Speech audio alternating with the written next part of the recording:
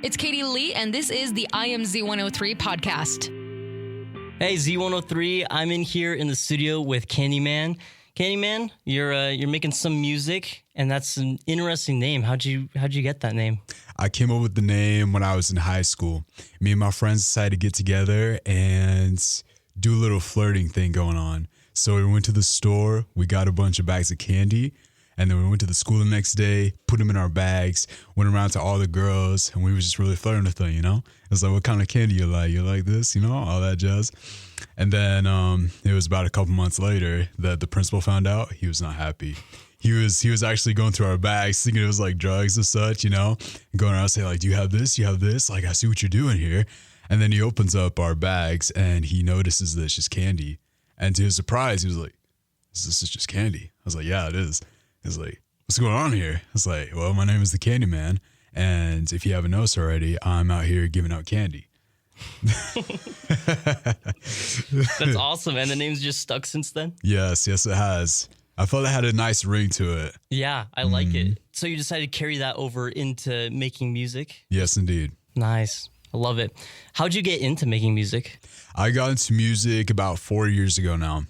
I saw my friends doing it, and I was influenced by my favorite artists, one of which is Scarlord. He is a trap metal hip-hop artist. He is also British, and he has this type of vocal that just screams rap. It's so good, so fluent, and he was honestly one of my biggest influences in wanting to take music seriously, just so I could be on that level or close to that level.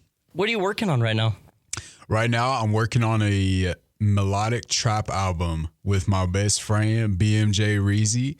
He is a hip-hop dancer with influences of R&B and hip-hop, which he puts into his music, such as rapping and singing. We have decided to make an album featuring 12 songs that's based solely on who he is as a person, being a dancer, being an African-American, being a hip-hop R&B artist in Rexburg, Idaho.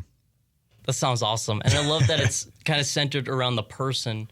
Like it's, you get to express that idea over 12 songs. Yes, exactly. Can you tell me about the song you're most excited for of that album? The one I'm most excited for is track 6, Antisocial. Not only did I produce the beat for that song, I also was able to rap with him on it.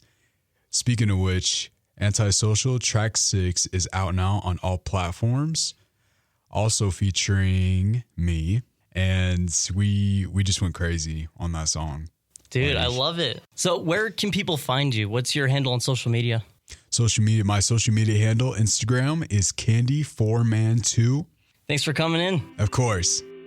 Thanks for listening to the IAMZ103 Podcast. If you enjoyed the interview, please share, subscribe, and rate the podcast. IAMZ103 is hosted by Katie Lee and is a production of Riverbend Media Group. For more information or to contact the show, visit riverbendmediagroup.com.